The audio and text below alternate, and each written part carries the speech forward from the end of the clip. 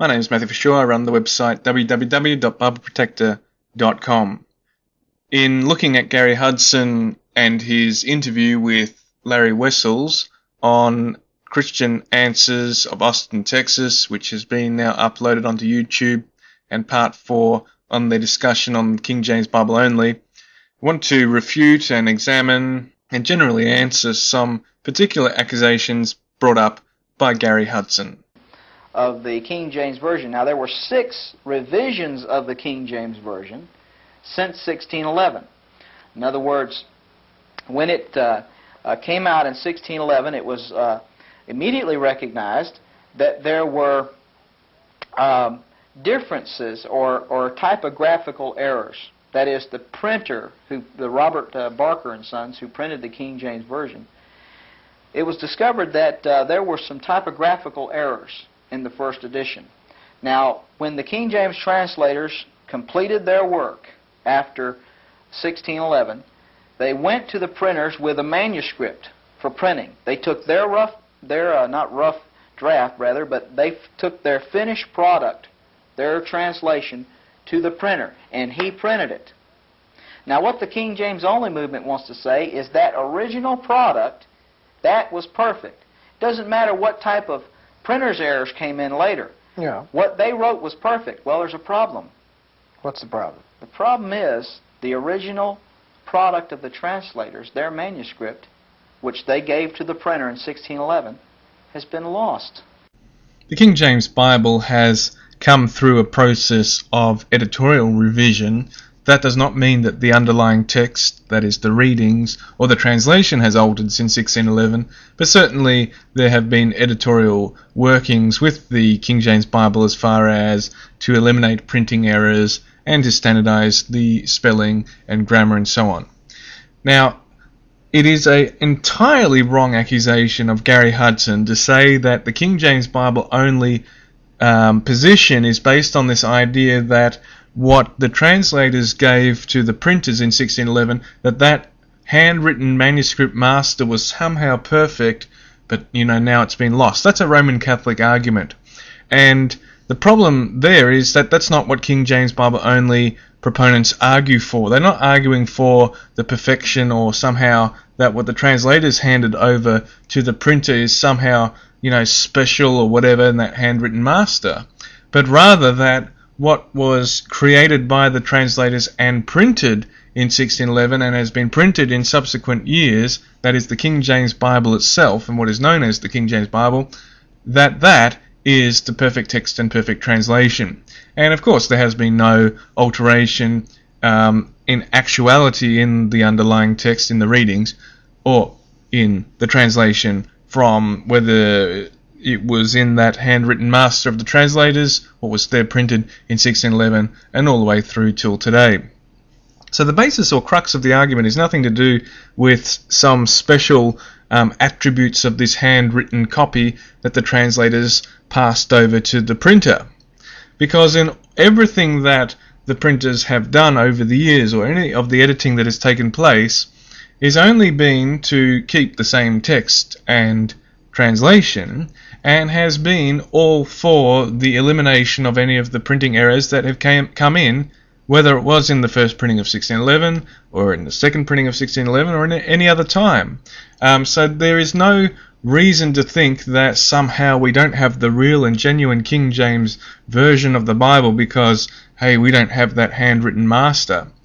It is a entirely ludicrous position to be based on to think that the authority of the King James Bible is in that lost handwritten master, when in fact we have a clear tradition, and when I say tradition I mean a clear lineage of the Bible from 1611 being printed all the way to the present time, and we're not seeing any actual changes in its readings or in its translation. What we're seeing is only that, yes, of course, printers made mistakes in 1611, they made mistakes in other years, but that there's been this process just of clearing out those mistakes and of the kind of standardization of the language that would be expected in all literature as it's passed through time, as the English language had standardized pretty much in around the 1750s.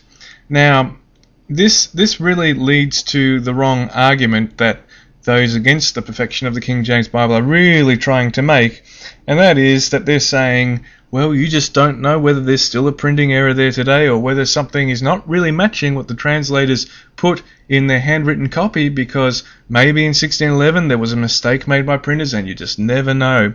See, that's an argument based on doubt, and it's an argument based on because, oh, you don't know that.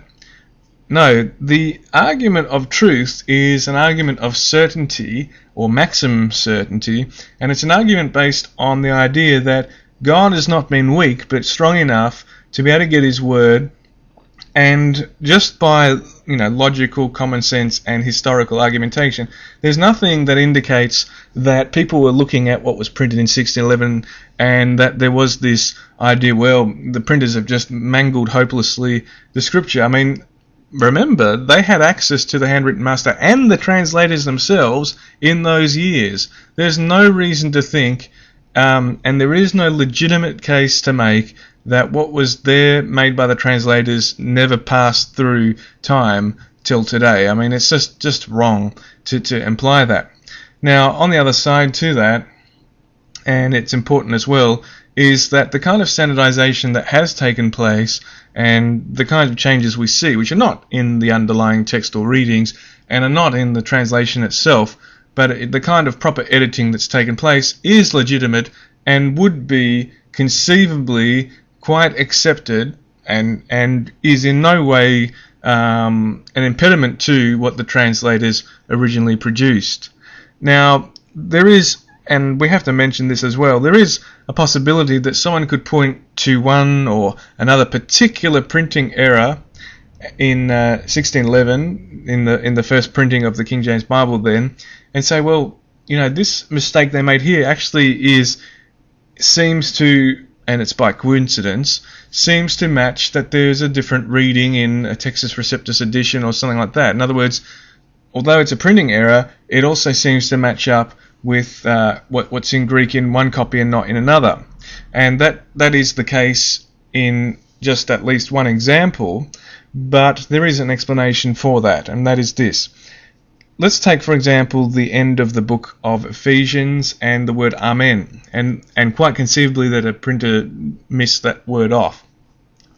In those kinds of examples, and there's very few, but it's very logical, that since the translators were using as a basis for the annotations the Bishop's Bible, as they were editing and so on, as in making their new translation and changing around things, that the printer in the end got a copy, and by using what he had available to him, by some reason of a mistake having taken place, not a translation error or anything like that, but just due to a printer not reading correctly what was given to him, because the Bishop's Bible was being used and there was pen markings and everything and so forth, that at the end of all that, it is possible that what was an incorrect reading of the Bishop's Bible would accidentally come through into his first printing in 1611. But we would know that would get corrected or get caught in the process,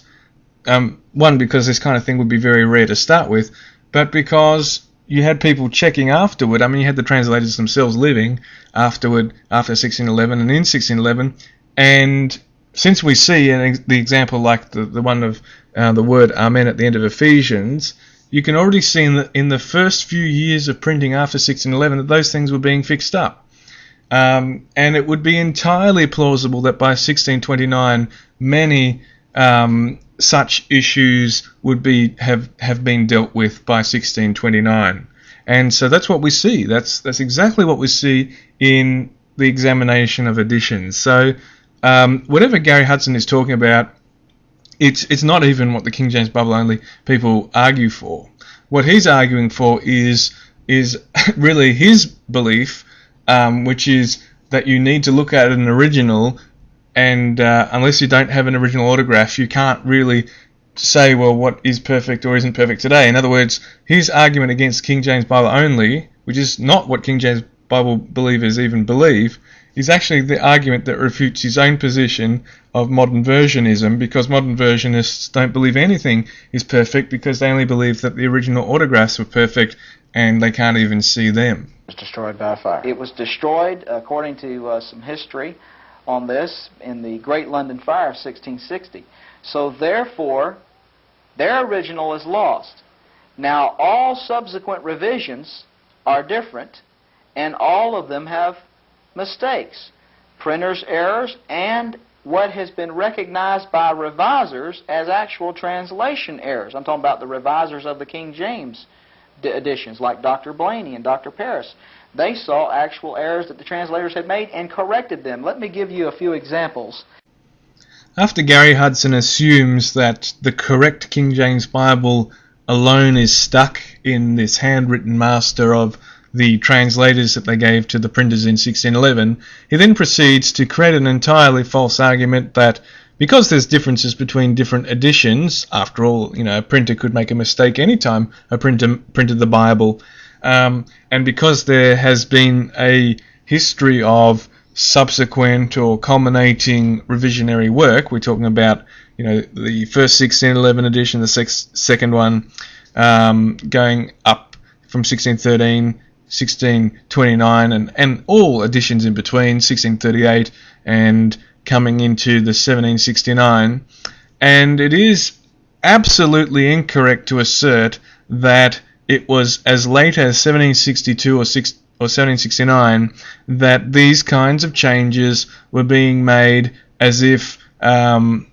ignoring that many of the changes, many of the particular printing errors had already been discovered before 1629. I mean, it is just incorrect of Gary Hudson to assert, as he falsely does, that Paris and Blaney were looking at the King James Bible and seeing all kinds of translation mistakes, this is what he thinks, and then changing all these things. In reality, what we find is that Blaney, Paris, it's said that there was a man called Thomas Paris who worked on the 1762 edition. We know that there was someone called F.S. Paris who worked at Cambridge earlier on in 1743, 1744, and so forth. So in these printings of the King James Bible and into the time of Blaney, you have a whole tradition of that the King James Bible had been going through this process of correcting internal errors of printers and so forth. But there's no evidence at all that they were pointing to the King James Bible either by internal examination of their own work or by looking at other sources to see that they were changing the translation or saying, well, the King James Bible translators made an error here or there and we have to fix it. There's absolutely no evidence of this at all. In all the changes that you could see, you can see things like standardization of spelling, standardization of grammar, regularization, work in the italics, things like that. All kinds of things you can see, obviously picking up printing errors that have occurred. And these, of course, have occurred in many editions. But in all that, you don't see a witness or a testimony or evidence of changes of the actual version, that is readings, or of the translation of the King James Bible. And the example that Hudson's going to bring up, and we'll get to it, is an example of an obvious printing error that was even called a printing error, and that was corrected already close to the year 1611, and we'll examine that in more detail now. And in 1 Corinthians 12:28, I believe it says, helps in governments. Mm-hmm. Now the KJV we have says helps, comma, governments. Now is it two gifts or one gift? Right. Okay. Well, the revisers looked at the Greek and saw that it was two gifts. This isn't a printer's error. This was a translation error that was corrected. 1 Corinthians 12:28 is listed by Scrivener as having been corrected in 1629 from helps in governments to helps, comma, governments. And Norton lists the same. Norton says that the 1629 equals manuscript number 98. He says, though this reading is difficult to account for, it is not easily dismissed as a printer's error. MS 98 shows changes to B, that's bishops.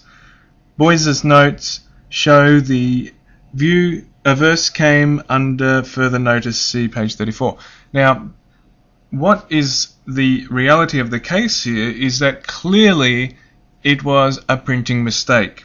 And whether the printers themselves, in copying annotated and emendated version or copy of the Bishop's Bible, and thereby a Bishop's Bible reading having come through, it's not entirely clear or certain, but clearly it was not the intention of the translators of the King James Bible and to have helps and governments. We know that's the case because in 1629 it was changed to helps, governments. And certainly we know that translators living at the time, they had access to the handwritten master copy that was passed into the printers at that stage. And we know also that there is quite a plausible argument to be made based on what is known to do with the editorial process, and to see how a mistake like of this magnitude could come through. And it is not a change in reading or translation, because there's no reading difference in Greek that you can look at one set of Greek words and then come up with helps and governments, and then a different set of Greek words that comes up help, governments. So it is not an issue to do with textual variations in Greek. It is purely something that's happened in English as far as an imprecise printing or rendering, and it's not to be blamed on the translators. And Gary Hudson, of course, is far too eager to assert that the translators were making all kinds of mistakes such as this, and it's not a correction of or an editorial correction that was being made somewhere down the track in 1762 or 1769 or something. This was being made back in and before 1629. And so it's very important to see in the right context of the editorial work that's taken place has not changed the King James Bible. There are hundreds of cases of changes that were made in the 1611 revisions, the revisions of the King James since 1611, affecting the actual sense of the passage. Not just a difference in spelling a word, not just a printer's error, but actually affecting the sense. It's blatantly incorrect of Gary Hudson to assert that there are so many cases where the sense has been changed in the King James Bible. In reality, the sense has not been altered as far as, we have the same text, the set of readings, we have the same translation, and when a spelling has changed, it is, of course, quite conceivable that if there was a spelling that was a different kind of spelling in the past, that it may look like there's been a change in the sense. But when you actually examine it, just an honest and simple appraisal would see that these are not actual changes in the sense. Likewise, if there was a printing mistake, and coincidentally the printing mistake made one word appear to be different to another word of what it was supposed to be, again, this is not an actual change in the sense. It appears to be a change in the sense, but it's clearly evidently not. These are the kinds of things that Gary Hudson is referring to when he's referring to this idea as if there's been all these changes in the sense in the King James Bible. There has not been any changes at all of this nature that he's trying to concoct and contrive. What has happened is that as the spelling and grammar has been refined or standardized, as there has been working on, if printers make mistakes, as they have, and correcting these, that what appears to be differences are in fact, in line with what was actually intended in 1611, and it's an ongoing tradition that we have with the King James Bible. We've come to the finality of it now. We have a standard edition. We have one that has all these things right. We don't have printing errors anymore because they've been eliminated out, and we have a perfectly presented, exactly correct text and translation, to the point where we have in our English text or wording in English, the actual presentation in the actual lettering in English or typography, perfection and accuracy and absolute scrupulous perfection in that. And so what we then can see is, by comparing what we see today, you can take the Cambridge edition that we are upholding today and compare it with what was first printed in 1611. You're not going to find changes in the sense. You're not going to find, oh, we're using a different version now. So this is a false accusation or a group of false accusations being made against the King James Bible, which simply does not stand up. And it has been invented in order to discredit the idea that there is a perfect translation and a perfect set of readings, and that the King James Bible is perfect. I mean, they simply don't believe it, and therefore will not stop at anything to say anything. If they can say something bad, they'll say something bad. And Gary Hudson will say, well, you can see there's a difference here. I mean, is it Gad or God in a certain place? Clearly this is to do with a printing error or something like that. Clearly these kinds of examples that might be brought up are so ludicrously easy to answer and refute that it makes the accuser look so foolish that they would say, well, what is the King James Bible, since you don't have today what was printed back there in 1611? Not being honest to say, well, clearly it is the same. It's just come through this process of proper editing and fixing up a few different printing mistakes or whatever. And if they say, well, there's hundreds of thousands or some astronomical number of differences, then that's obviously by comparing every letter for letter today to back to 1611 with all the spelling variations they had back then, and the same with punctuation use and all this. And of course you could come to some huge number and say, well, there's thousands of differences between today and 1611. And it appears like there's sense differences because it appears as if a different word is at this place or that place. But these are not. And if you went example by example through what accusations are made on these grounds, you'll see very clearly that these are mere printing errors that were corrected not far down the track over the years, but already back there in the early years, the few years after 1611, already these things were being fixed up already back then.